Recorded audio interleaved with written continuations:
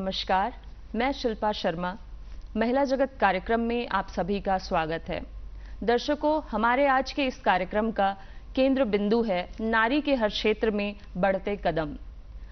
आज हम बात करने जा रहे हैं एक ऐसे विभाग के बारे में जिसके कार्यों को बहुत ही चुनौतीपूर्ण माना जाता है।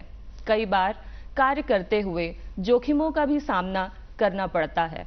जी हाँ, हम बात करने जा रहे हैं पुलिस विभाग के बारे में, जिस पर समाज की सुरक्षा एवं शांति व्यवस्था बनाए रखने की बड़ी जिम्मेदारी होती है।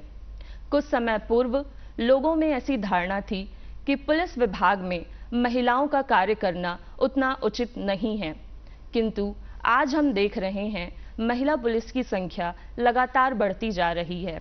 महिला पुलिस मजबूती से व कुशलता से अपने कार्यों को कर रही है। तो आज एक ऐसी ही सशक्त महिला से हम मिलने जा रहे हैं जो बखूबी अपने कर्तव्यों का निर्वहन कर रही हैं। आमंत्रित हैं डीएसपी जगदलपुर ललिता मेहर जी। स्वागत है आपका।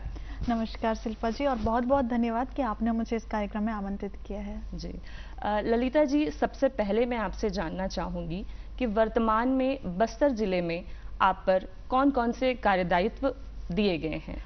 शिल्पा जी, मेरी यहाँ पदस्थापना मानव तस्करी निरोधक इकाई में हुई है जी। पर यहाँ जब मैंने ज्वाइन किया उसके पश्चात मुझे यहाँ पे 112 की सेवा कार्यरत है, तो उसकी मैं नोडल अधिकारी हूँ। और नशा मुक्ति के संबंध में अभी पुलिस विभाग बहुत एक्टिव होकर कार्य करे, तो उसके लिए भी मुझे पर्यवेक्षण अधिकारी बनाया गया है। साथ ही मैं यहाँ पे यातायात प्रबंधन एवं रोड सेफ्टी पे कार्य करती हूँ, और सोशल मीडिया मॉनिटरिंग टीम बनाई गई है, उसकी भी मैं नोडल अधिकारी हूँ जी। आपने रोड सेफ्टी का नाम लिया, तो रोड सेफ्टी को लेकर आप लोगों से क्या अपील करना चाहेंगी? रोड सेफ्टी बहुत ही इम्पोर्टेंट विषय हो जाता है, क्योंकि ये सिर्फ पुलिस विभाग से जुड़ के नहीं, ये लोगों से डायरेक्टली जुड़ा हुआ है। और रोड सेफ्टी में अगर थोड़ी सी चूक होती है तो हम किसी व्यक्ति की जान खो देते हैं। तो मैं लोगों से ये अपील करना चाहती हूँ कि पुलिस अपनी तरफ से हर प्रयास कर रही है ताकि सड़क दुर्घटनाएं कम हो। अगर दुर्घटना हो भी जा रही है तो उसमें किसी की जान न जाए।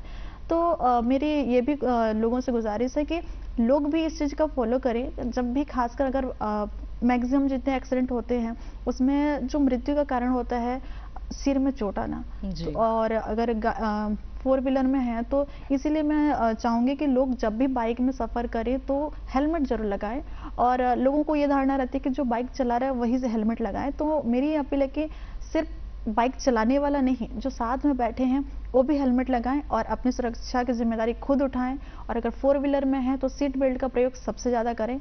और जो एक्सीडेंट के आंकड़े हैं वो घट सकते हैं अगर प्रति व्यक्ति अपनी जो भी उनकी स्पीड है उसको अगर 10 किलोमीटर पर आवर या 5 किलोमीटर पर आवर में थोड़ा भी कम कर दें, तो उससे बहुत बड़ा चेंज आ सकता है और लोगों की जान जाने से बच सकती है। जो यातायात प्रबंधन के लिए पुलिस बल को तैनात किया जाता है, उन्हें आए दिन किस तरह की समस्याओं का सामना करना पड़ता है?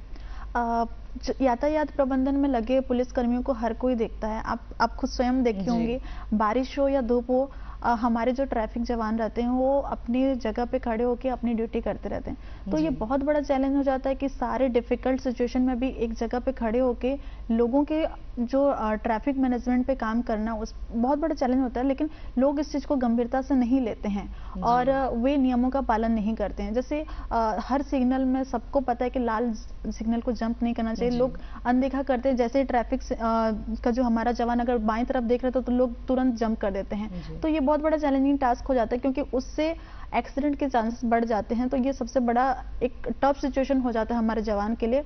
और जब हमारे जवान किसी को रोकते हैं और उनसे बोलते हैं कि आप नियम का उल्लंघन क्यों कर रहे हैं, तो लोग उन्हीं से बहस करने लग जाते हैं। तो लोगों को इस चीज़ को समझना चाहिए कि पुलिस जो कर रही है वो लोगों के लिए ही कर रही है, तो वो पुलिस के साथ कोऑपरेट करें। और जब भी अगर हमारे यातायात के जवान अगर उस चौक पर नहीं भी हैं तो भी जब किसी चौक से गुजरते हैं तो वो नियमों का पालन करके ही गुजरें और समझें कि ये पुलिस अपने लिए नहीं लोगों के लिए करती है। जी बिल्कुल, आपने सही कहा। जो नशा उन्मूलन पे कार्य चल रहा है पुलिस विभाग के द्वारा, ये किस तरह से हो रहा है? नशा के मतलब मामले बहुत बड़े हैं। जैसे हम यहाँ पे हैं, आदिवासियों में तो कुछ कल्चर भी है, मतलब लोग पूजा पाठ ये सब करते हैं, तो शराब का सेवन कुछ लोग बोलते हैं कि हमारे कल्चर में है। बट जब वो चीज़ें परिवार को नुकसान करने लगती हैं तो बहुत बड़ी चुनौती बन जाती है। तो ऐसी सिचुएशन हम लोगों को देखने को मिलता है। लोग नशे के आदी हो जाते हैं, फिर परिवार में परिवार का ख्याल नहीं रखते, कलेश करते हैं, बच्चों की पढ़ाई इफेक्ट होती है। तो इन्हीं सब चीज़ों को देखते हुए पुलिस विभाग अभी आज़ादी मतलब नशे से आज़ादी का पखवाड़ा ये हम लोग कार्यक्रम आयोजित किए हैं। तो इसके तहत हम लोग स्कूल गाँव और शहर में वार्डों में जाके नशा के संबंध में लोगों को जागरूक करने का प्रयास कर रहे हैं। तो इसके लिए हमारी टीम भी बनी हुई है जो रेगुलर बेस पे जाती है और लोगों से अपील करती है कि वो नशा ना करें, और नशा के जितने दुष्प्रभाव हैं उसके बारे में भी हम लोगों को बताते हैं।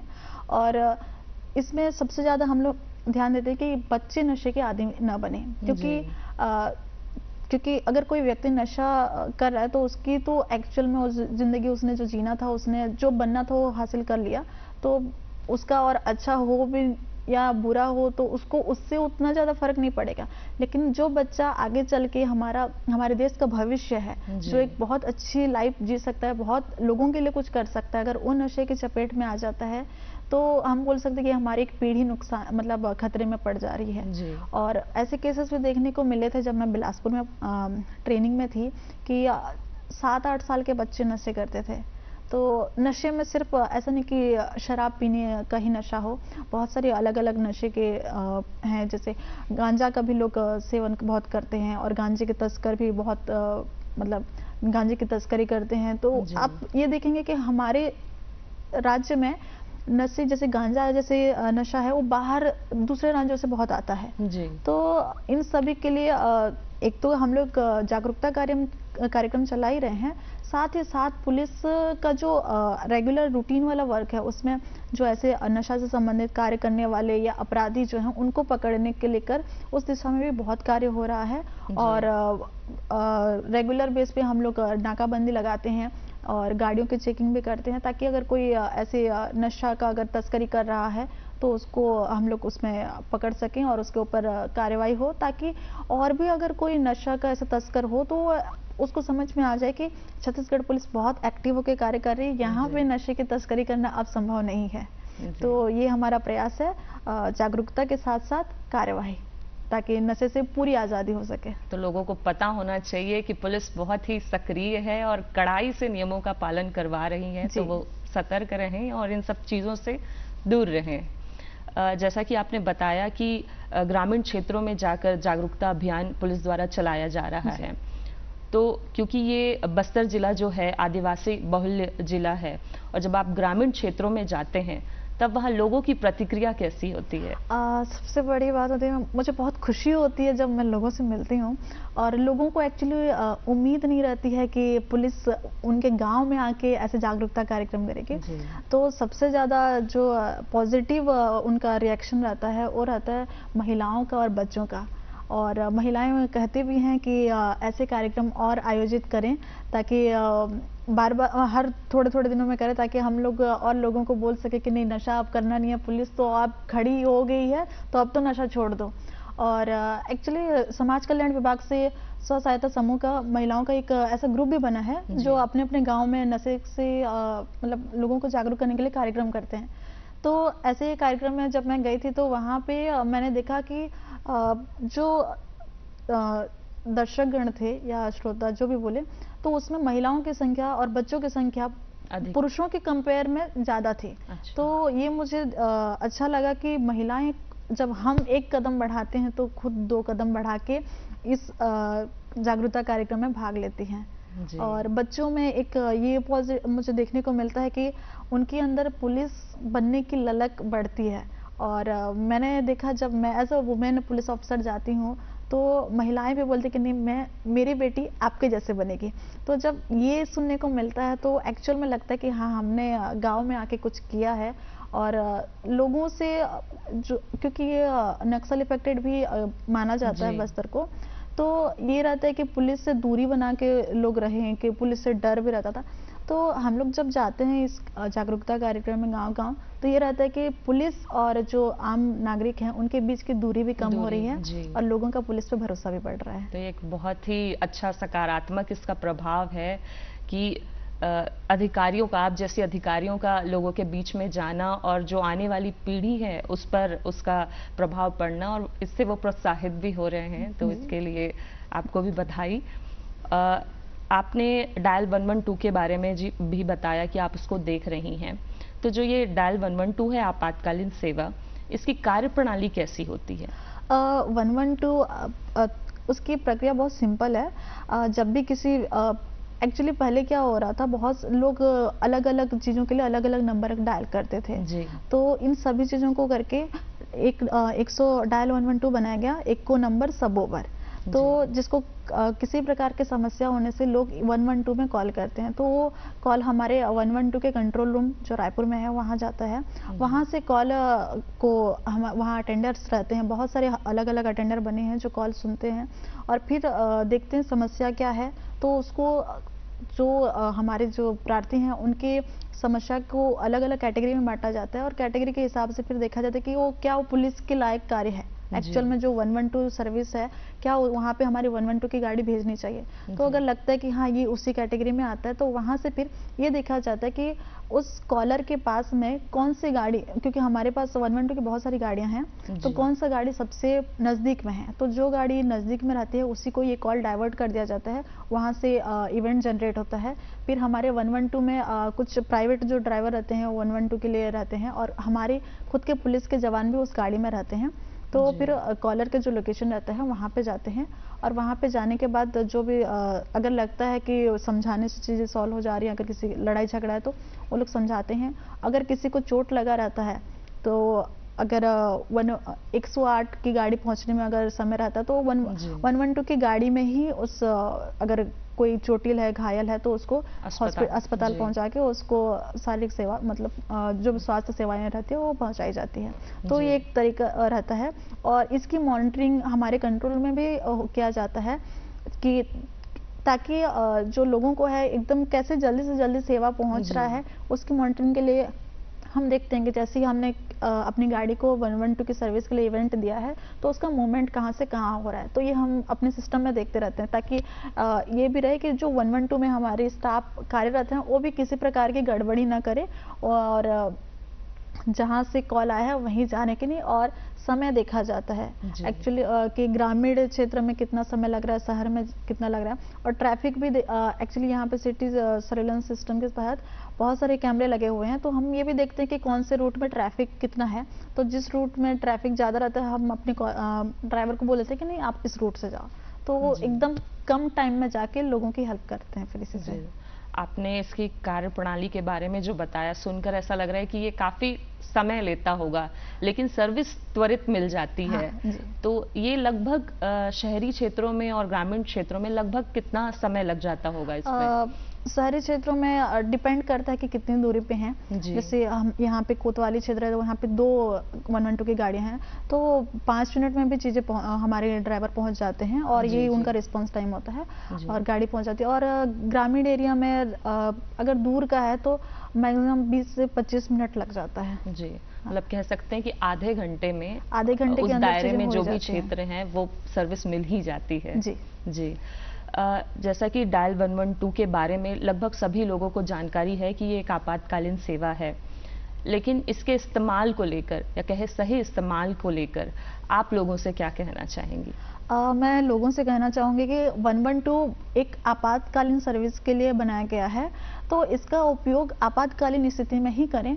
कई लोग 112 में सिर्फ टेस्टिंग के लिए अपना नंबर डायल कर देते हैं, 112 में बात करते हैं, तो अनावश्यक देरी न करें। और कई बार ऐसा रहता है कि एक्चुअल में कोई घटना घटित नहीं हुआ रहता है, फिर भी हमारे 112 को कॉल आता है, तो हमें लगता है कि कोई ऐसा घटना हुआ है, 112 की गाड़ी वहाँ जाती है, तो इस दौरान में कहीं और अगर आवश्यकता रहती है तो वो चीज़ें छूट जाती है। तो ऐसा ना हो, इसके लिए आप अगर आवश्यक हो, अति आवश्यक हो, तभी 112 में कॉल करें।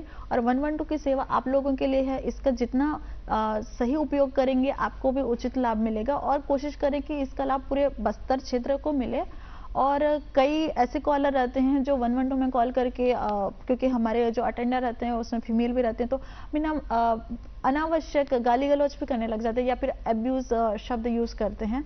तो उसके लिए फिर हम लोग फिर उसका पता करते हैं कि किसने ऐसा किया, उसको फिर बुलाते हैं क्यों ऐसा किया वैसा किया। तो ऐसी चीज़ों में हमारी जो आपातकालीन सर्विस है वो थोड़ी सी इफेक्ट होती है। तो ये इफेक्शन ना हो इसीलिए आप जब आवश्यक हो तभी 112 में कॉल करें।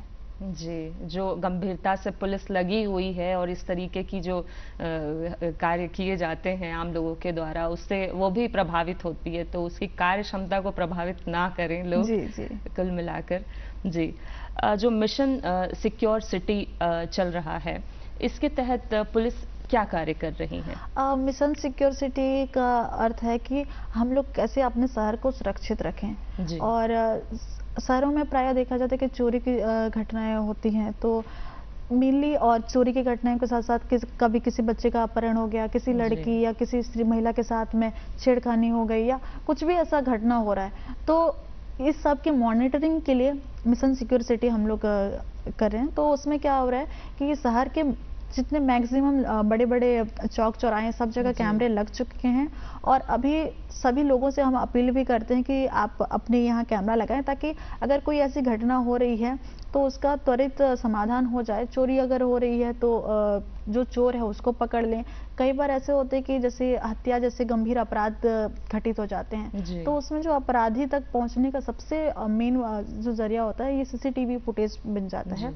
और हम लोगों की चूंकि मॉनिटरिंग होती रहती है, तो कहीं पे देखते हैं कि अचानक कुछ एक्सीडेंट हो गया तो कॉलर के कॉल करने से पहले, चूंकि शहर में अगर हो रहा है हमें वो फुटेज से मिल जाता है, तो तुरंत हम अपनी गाड़ी भी भेज देते हैं और सर्विसेज मिल जाती है। कहीं पे ट्रैफिक में अगर जाम लग जा रहा है तो उसकी मॉनिटरिंग हो जाती है। जैसे बहुत सारे यहाँ पे अगर बस्तर दशहरा जैसे आयोजन होते हैं तो उसमें देखे होंगे कि लोगों की भीड़ बहुत रहती है, तो उस समय भी सिक्योर सिटी के तहत जो कैमरे लगे हुए हैं हम उसके तहत मॉनिटरिंग करते हैं कि कोई संदिग्ध व्यक्ति तो नहीं है, कुछ कोई अनवांटेड एक्टिविटी तो कोई नहीं कर रहा।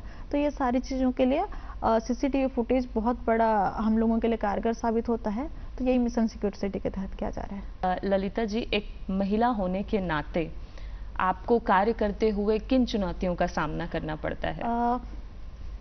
ऐसे लोगों को लगता होगा कि ये महिला है तो इसको बहुत सारी चीज़ें दिक्कतें फेस करनी पड़ती होगी, बट पुलिस विभाग में मुझे आने के बाद मुझे एज अ वुमेन ज़्यादा ऐसा नहीं लगता कि मैं महिला क्यों हूँ, मुझे महिला अधिकारी हूँ तो कितना प्रॉब्लम हो रहा है, ऐसा फीलिंग नहीं आता है। हमारे जो साथ में काम करने वाले पुरुष पुलिसकर्मी है वो हमें बहुत ही मतलब कंफर्ट जोन में रख के हमारे साथ काम करते हैं। जैसे मेरी नाइट गश्त रहती है तो उसमें मैं अपने गनमैन ड्राइवर के साथ ही रात भर शहर में हम लोग गश्त कर लेते हैं। तो जब मैं पुलिस में नहीं आई थी तो लगता था कि मैं कैसे किसी आदमी के साथ में रात को काम करूंगी, या फिर ऑटो में भी हम जाते हैं बगल में कोई आदमी बैठा तो हमें अनकंफर्ट फील होने लग जाता था। बट जब आप वर्दी पहनते हैं तो आपको वो फीलिंग कम आती है कि मैं महिला हूँ इसलिए मुझे ये प्रॉब्लम आ रही है, चीज़ें अपने आप चीज़ें सॉल्व होने लग जाती हैं। तो मुझे नहीं लगता कि बहुत ज़्यादा चुनौती भरा काम होता है किसी महिला पुलिसकर्मी को काम करना। पुलिस होना अपने आप में ही एक बहुत बड़ी चुनौती है। हम लोगों से डील करते हैं, लोगों के लिए काम करते हैं। तो इनफैक्ट मैं तो मुझे ऐसा लगता है कि जब हम एज अ महिला पुलिस अधिकारी काम करते हैं तो लोगों का सपोर्ट बढ़ जाता है। जी, बहुत ही अच्छी बात आपने कही। क्योंकि विभाग में महिला अधिकारी और कर्मचारियों की संख्या अब बढ़ती जा रही है, तो इससे क्या बदलाव आया है? बहुत बड़ा बदलाव आया है। अगर सबसे इम्पॉर्टेंट है कि जो आप देखे होंगे कि महिला संबंधी बहुत सारे प्रकरण होते हैं, कई में जैसे घर में मारपीट के केसेस या पति के दुर्व्यवहार जैसे मामले। तो पहले महिला जो है थाना आने से बहुत झिझक रहता था, संकोच रहता था और एक डर रहता था कि सामने वाला व्यक्ति उनकी बातों को समझेगा भी या नहीं, और थाना में इतने सारे पुलिस अधिकारियों के बीच में मैं कैसे जाके अपनी बात को रखूं। किसी लड़की के साथ छेड़खानी हुई तो कैसे बोले कि मुझे किसी लड़के ने इस नजरिए से देखा, मैं बोलूंगी तो क्या वो पुलिस जो पुरुष पुलिसकर्मी रहेंगे वो समझेंगे। उनको ये भी डर रहता है कि कहीं वही लोग हमें छेड़खानी करने लग गए तो तो ये सारे जो पहले के महिलाओं के मन में बहुत सारे डर और या चिंता आती थी, वो जब महिला पुलिस अधिकारी आने लगे तो सारी चीजें हट गई। मुझे ऐसा लगता है उनके विश्वास बढ़ गए। अब आप देखेंगे कि जैसे घर में कुछ समस्या होती है तो पति के पहुंचने से पहले महिला जाके समस्याओं को बताने लग जाती है, क्योंकि उनको पता है कि अगर थाने में महिला अधिकारी हैं तो उनकी बात जरूर सुनेंगे। और महिला सेल भी बना हुआ है अलग से, तो वहाँ पे महिलाएं ही रहती हैं जो महिलाओं की समस्याओं को सुनने के लिए रहती हैं। तो परिवार एक तरह से उसको परिवार परामर्श केंद्र भी बोल सकते हैं। तो जैसे महिला अपने पति के साथ अगर पति पत्नी में कोई विवाद है तो वो लोग आराम से वहां जाके महिला अधिकारियों के सामने में अपनी समस्याओं को बताते हैं और वहां पे उनकी काउंसलिंग करके कई सारे मामलों में जिसमें पति पत्नी दोनों अलग होना चाह रहे थे, सिर्फ हमारे महिला पुलिस अधिकारियों के प्रयास से उनके घर बस गए फिर से। जी ललिता जी, इस कार्यक्रम के माध्यम से महिला जगत को आप क्या संदेश देना चाहेंगी? मैं सभी महिलाओं से कहना चाहूँगी कि अपने ऊपर भरोसा रखें, और अगर आपको अपने ऊपर भरोसा है, आपको लगता है कि आप जो चीज़ कर रही हैं वो सही है और कॉन्फिडेंस है, तो आप हर चीज़ कर सकते हैं और आपको हर कोई भी काम हो उसमें सफलता मिल सकती है। और महिलाओं को लगता है कि मैं तो महिला हूँ इसलिए कैसे मैं ये चीज़ करूँ, वो मैडम तो पुलिस वाली है इसलिए मैडम कर लेती हैं, वो कर ले। लेकिन मैं ये बताना चाहूँगी कि आज मैं पुलिस अधिकारी बनी हूँ, इसके पहले मैं एक आम महिला ही थी, आप लोगों की तरह एक लड़की ही थी, और लेकिन मैंने सब चीज़ों का सामना किया, मैंने अपने ऊपर भरोसा रखा, इसलिए आज मैं यहाँ पहुँची हूँ। तो आप भी भरोसा रखें। और खासकर मैं जो ग्रामीण क्षेत्र की महिलाएं हैं उनके लिए बोलना चाहूँगी कि अगर आप अपना कॉन्फिडेंस दिखाएंगे तो आपके बच्चे आपके कॉन्फिडेंस पे भरोसा करेंगे और वो भी आगे जाके अपना भविष्य बनाएंगे। तो अपने परिवार, अपने बच्चों के लिए अपने ऊपर भरोसा रखें और जो भी कार्य कर रहे हैं उसको कॉन्फिडेंटली करें, आप हमेशा सक्सेस पाएंगे। जी दर्शकों, पुलिस की विभिन्न इकाइयां क्या होती हैं, ये इकाइयां कैसे काम करती हैं और लोगों तक कैसे मदद पहुंचाती है, और लोगों को इसका सही इस्तेमाल किस तरीके से किया जाना चाहिए, इन सब विषयों पर ललिता जी ने बहुत ही महत्वपूर्ण जानकारियां हमसे साझा की। इसके लिए ललिता जी का बहुत बहुत धन्यवाद। Thank you. नमस्कार।